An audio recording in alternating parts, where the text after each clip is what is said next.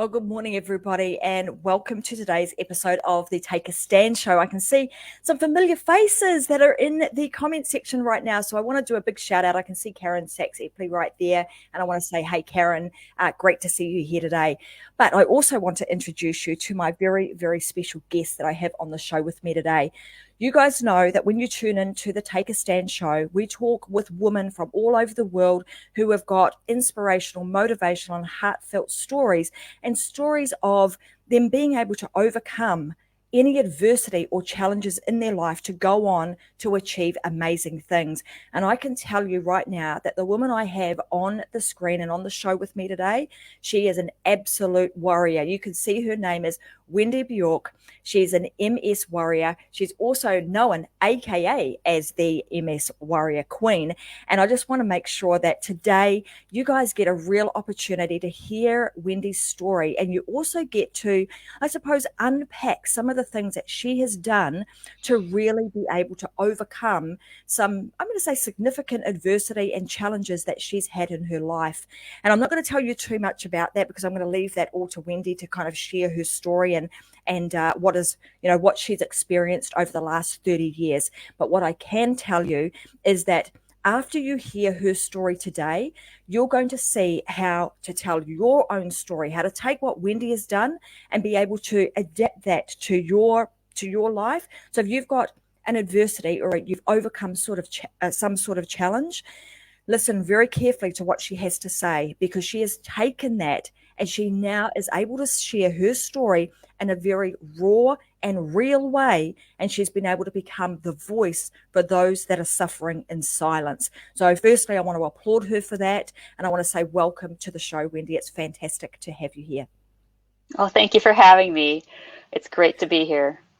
You're welcome. Great to have you here. So I want to first start with, I'm going to kind of rewind like 30 years, Wendy, and give everybody a little bit of a background story as to where this journey of sharing your story in a real and raw way kind of started. There was something that kind of kicked off that was quite traumatic, I'm going to say, just that kind of started this journey, but has led you to the point that you're at now. So let's give everybody a little bit of an insight into how that came about. So when I was 16 or 17, I started having these weird symptoms. And a simple hot bath would trigger it. I would get out and my legs would feel like spaghetti. And then they would have tingling or numbing feelings. And I would mention it to the doctor, but they didn't think anything of it and just kind of ignored it. And this went on for years. And I went through college and had my first real full-time job. And I had a bad attack where it was like someone had their hand over my mouth and I couldn't speak. Like I had the words, but they wouldn't come out. So that sent me to a neurologist to figure out what was really happening with me.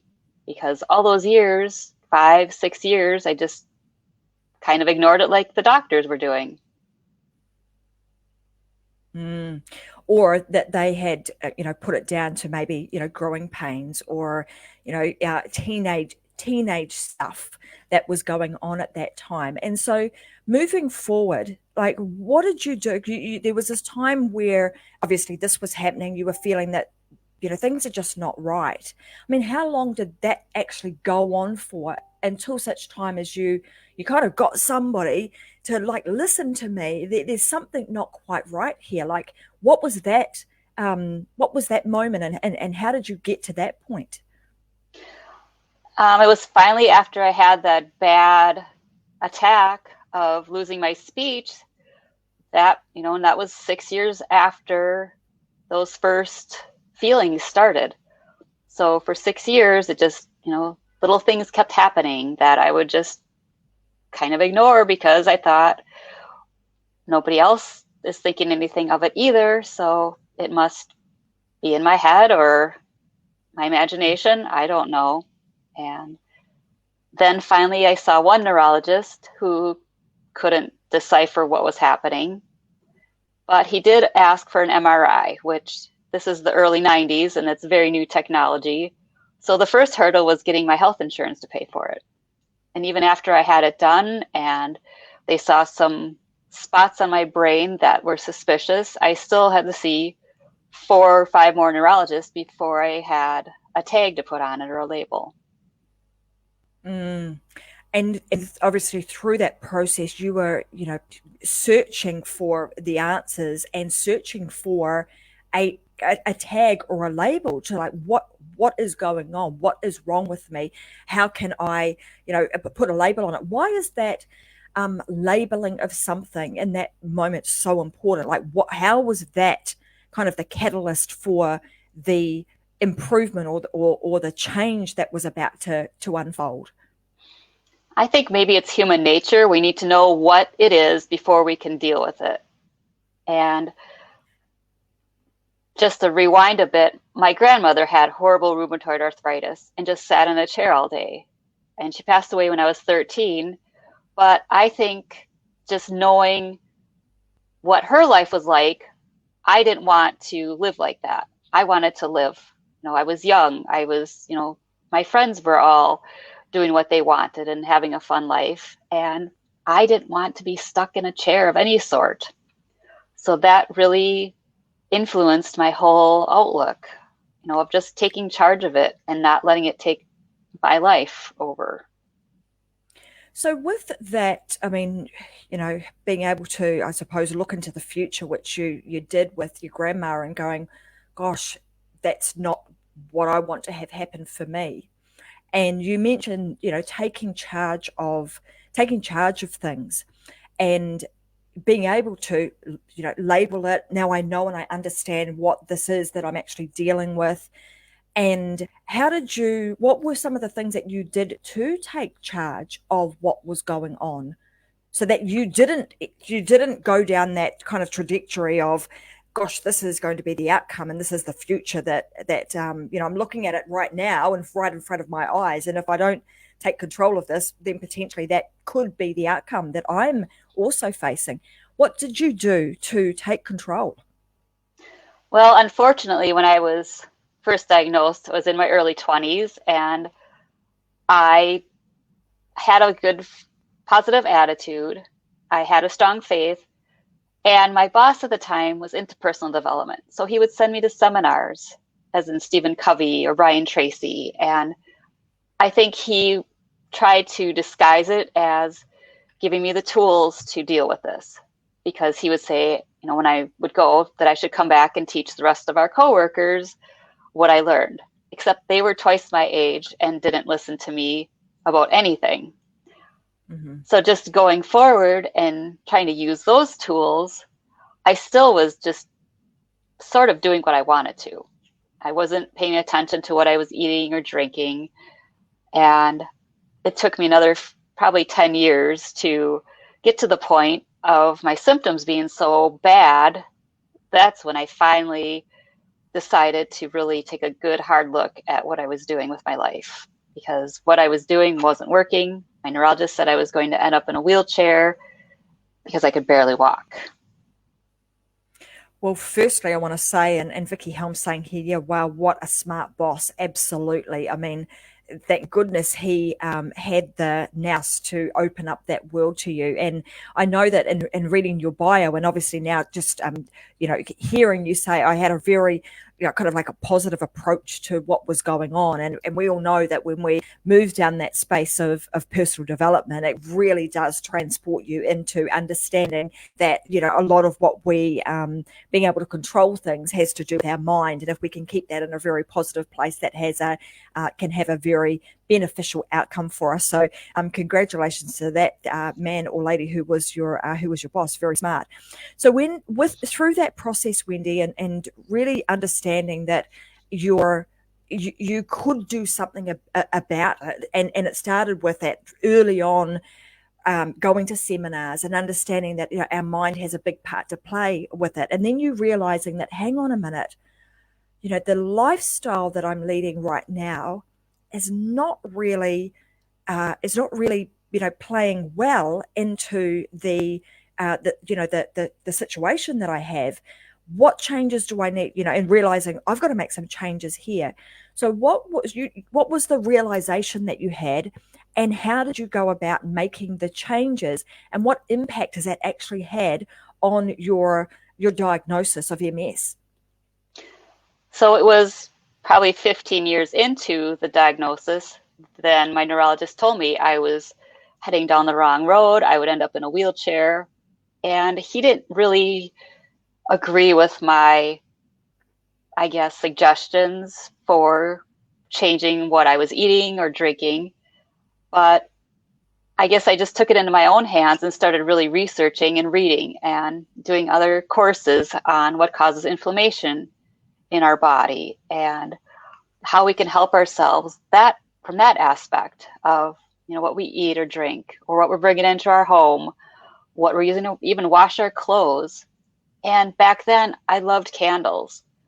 I had, especially since it's so cold here in the winter, I would have them going, on a Saturday all day long, and then just notice that I would just not feel right. So that was this whole, I guess, occurrence of figuring everything out and not realizing how every single thing that we expose ourselves to impacts us in our bodies. Isn't that, it's really interesting that you should talk about this. And I think it's something that we don't often even, we're not even consciously aware of these things. Like you say, I mean, something as simple as I really like candles. I mean, I do too. If I look around my home right now, I've got quite a few of them that I put on a fairly regular basis. But, just really understanding that, like you said, looking at this from a holistic point of view of, if I'm going to take control, if I'm going to stand up and stand firm for me and what I believe, what I feel to be the right thing for me to do, because most of us would trust the doctor, we would trust the diagnosis that you've got and the advice that you're given, and we often dismiss then our intuition, what we really feel is the right thing to do for us. And fortunately for you, you've obviously really listened to that and went, hang on, I'm going to take a slightly different approach to this. I'm going to look at this from a very holistic point of view. So let's talk through kind of all of the elements of this holistic view that you have. Like, what were all the things that you looked at, and how did you sort of, because it's a big thing. Like, when I'm now thinking about that, I'm like, whoa, that's huge to start thinking about everything I've got in my home, everything I put in my mouth, everything that I drink, everything that I touch and I expose myself to. That in itself could be quite an overwhelming, overwhelming to even just think about. How did you break that down, and what were some of the things that you started with or that you noticed made the biggest difference? I just started with my laundry room. I stopped using dryer sheets and the fabric softeners and the scented laundry soaps. I started there, and then I just kept going. Then it was the kitchen cupboard of the floor cleaners and the counter cleaners. And once you really start looking at what's in some of those bottles, it's frightening. And from there I went to the bathroom cleaners. It was just like a domino effect. It's just everywhere. When you say it's frightening, I'm like, yeah, oh my God, as you're talking about this, I'm doing this mental visit to my laundry and my bathroom and the under sink to just, refresh my memory of what I've got in there, because you tend to buy things that, they smell nice. So we don't often take the time to really pay attention to what's in them. I want to know, why did you start in the, like, of all places? I mean, to me, that sounds very quite random that you would start in the laundry, where most people would start with what I'm going to put in, what I'm ingesting, what am I going to put in my mouth? Why the laundry? Why did you go there? I had read several articles that just described, what is in our laundry soap. And then you're laying on that all night and your head is on that pillow case all night. And then the clothes are on your skin all day. And then when they're in your closet, they're still off-gassing into your rest of your home. So it's something that's with you all the time. We've got to ask this question now because that was just a huge, like, open loop that we just created there. So if we're not using the standard, laundry powders that we can buy from the supermarkets, what is the alternative? Like, what was the switch that you made? So I have switched everything. It's called the Wellness Company. It's based in the US, and I believe you have access to it in Australia as well. But they've been around since 1985, and they use natural enzymes. This is just in their laundry soap, for example.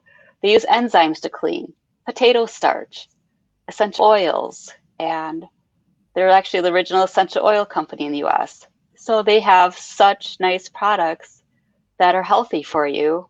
And I just can't believe the difference that it makes. Did you find that? I mean, I know that you sort of did this progressive, like, examination of what was going on in your home.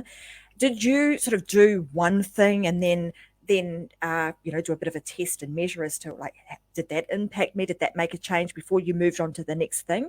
Was that sort of a process of, like, roll things out very systematically and intentionally?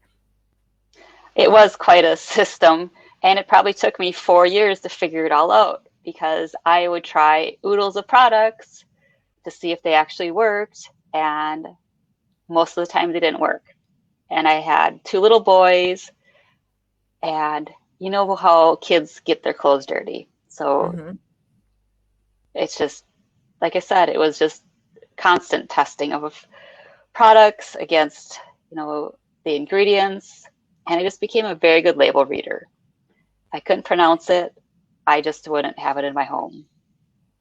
Well, and that's a great, again, one of those things, reading labels. And I know I've started to do this a lot too when I'm reading labels on, jars and what have you.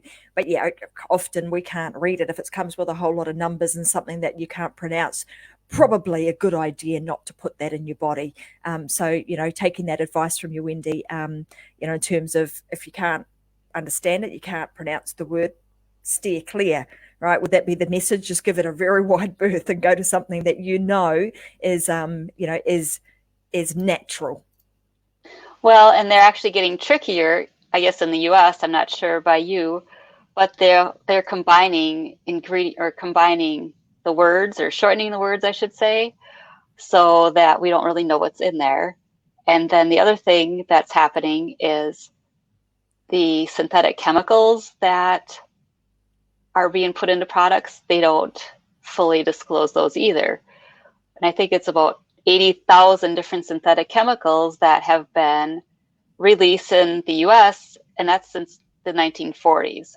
So that's a lot of chemicals in that short of a time. So I know that through this journey that you've gone through and you've experienced yourself, nowadays being the MS warrior and really, taking that stand of, there are a lot of men and women out there who are suffering silently with this, with this illness, and they don't even know that maybe they don't know that they've got it. They're wondering what the heck is wrong with me, or they're even like wondering, what do I do? Or I don't want to share this because it's like, it feels like it's an invisible illness and it's got a lot of stigma around it.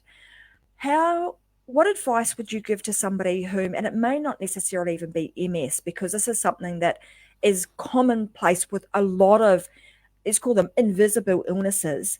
We have them, we suffer through them, and we often feel as though we have to suffer in silence because we're either embarrassed or we don't want to have to deal with the stigma that's associated with it. How do you help people deal with that side of things? So this is what you described. This was me. I would rather not talk about it to alleviate more questions, or have people compare how they felt to how I felt. And this was up until about 3 or 4 years ago. I would just not talk about it because it's easier to have that mask on of I am fine and I can do it, even though I would go home and fall into bed because whatever I was doing would exhaust me. So it's just so important to have somebody that you can speak with. That's that human connection. So after sort of feeling that way yourself, what was the turning point when you thought, do you know what? I can't be silent any longer. I have to speak up about this and what's going on with me. And not just what's going on with me, but how do I take that even, you know, steps further in now I actually have to become the voice of this. I have to become an MS warrior queen. How did you do that? What was that journey and what sort of made you decide this is the way I'm going? This is what I need to stand up for? Well, I have a very strong faith, and I've had, I guess, messages given to me that I was helped being healed and shown how to heal, and now it's my job to show others how to begin their healing journey. So it's almost as if you have had a calling and it's now it's call it, duty is probably not quite the right word, but you feel there's a real um, uh, sense of a need for you to be the person to step up and help others heal in the same way that you have, because over that period of time you've obviously done a lot of things to discover what has actually made a real difference in your life. Now you have something called, and let me just the Four Cornerstones Program. Let's talk a little bit about that, because I know that is about empowering, men and women, to other women mainly, how to improve their mind, their body, their relationships, and their environment using the Four Cornerstones Program. So would you like to share with us, like, what is the Four Cornerstones Program? How does that work? And what sort of things do you do to help women in that are suffering with the MS right now?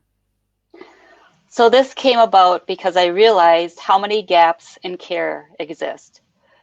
In the US, you have about 20 minutes with your doctor for their appointment, and they spend most of the time watching you walk, talk about your medicine, and they don't really ask about the other areas of your life.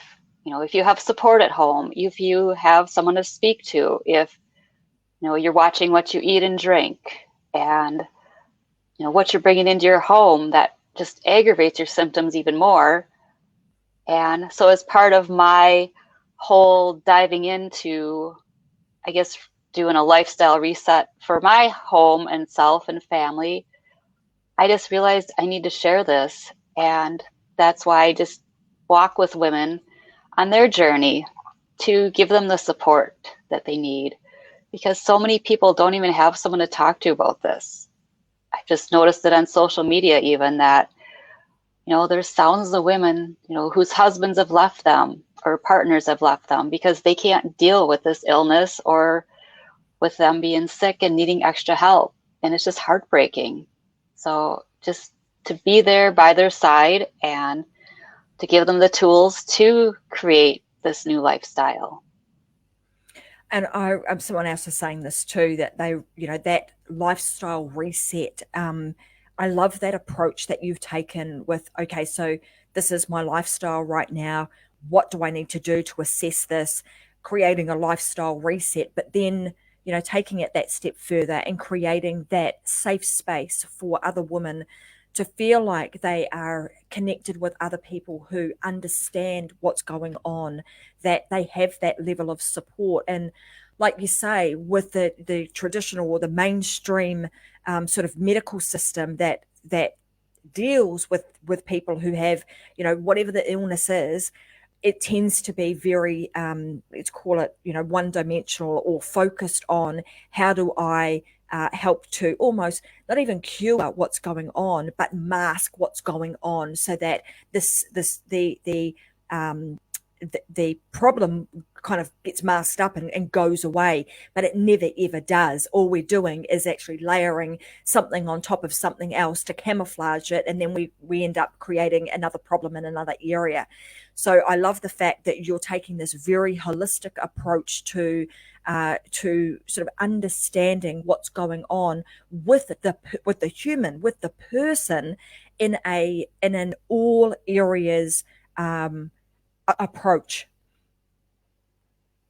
So I know that you've also written a book and you've been an author with the National MS Society that's been sharing your story. Would you like to tell everybody about that book, and maybe those that would like to get a copy of it, where they could go to purchase that?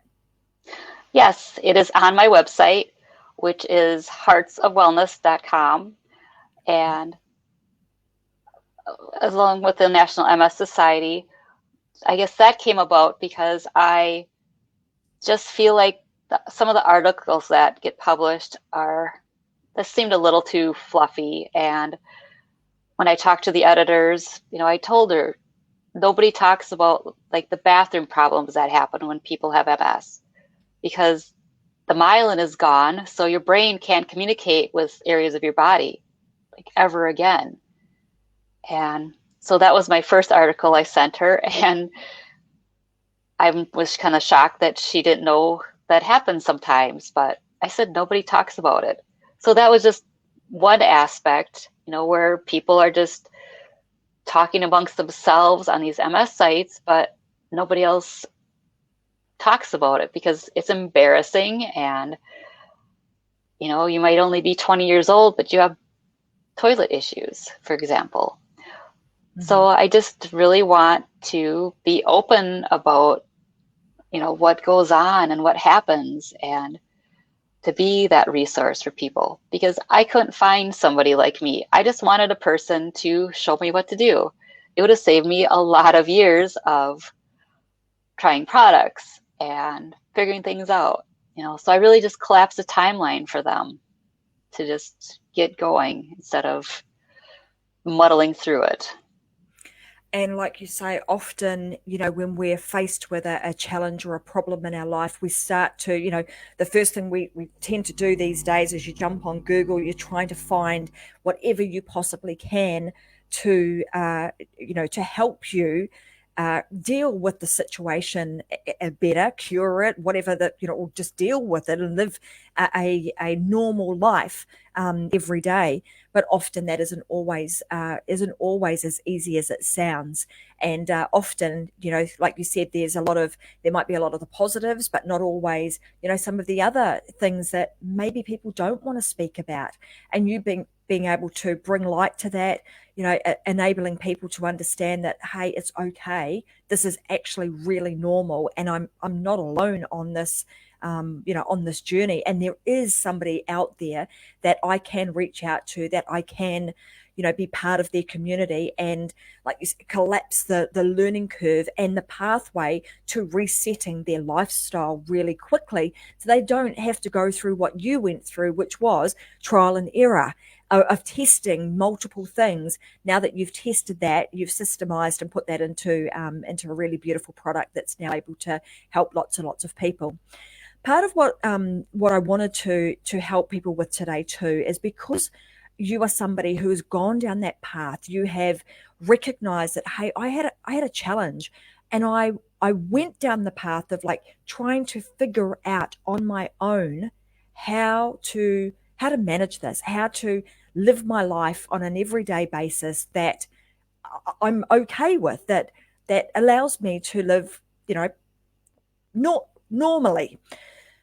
What was it that, like, if you were to give somebody some advice about how to take their challenge, their adversity that they've had in their life, and actually be able to turn it into something like you have, that is a cause for good, that is a cause for, helping others that are suffering in silence, like you had been, what advice would you give them?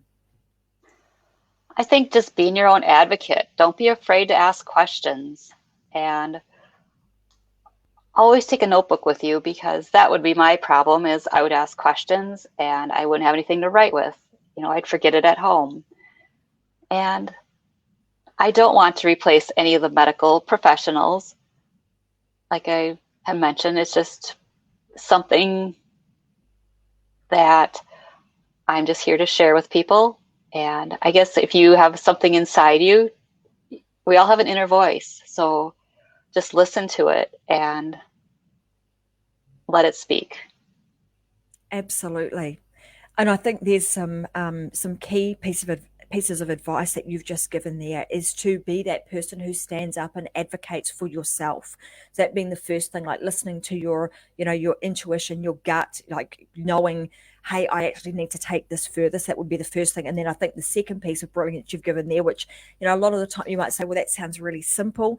But like you say, a lot of the time we forget to do it, which is to take a pen and a notebook and actually start to document things. And I suspect that because you did that, that then almost created a lot of the material that you would be able to use and continue to share. Because had you not done that, you probably would go back and think, gosh, now how did I do that? What was the process that I followed? So I think that's a very key piece of advice or a share that you've just given everybody is to document your journey, and whether it's something that you're facing a challenge with right now, or you're even just figuring out something new. That piece of advice still stands strong, as to document the journey, because further down the track, that is how you can take what you know and the journey that you've taken and actually turn it into something that you now can help others with. You can start sharing your story in a very real and raw way, and that enables you to become the voice of those who are out there, who are suffering in silence.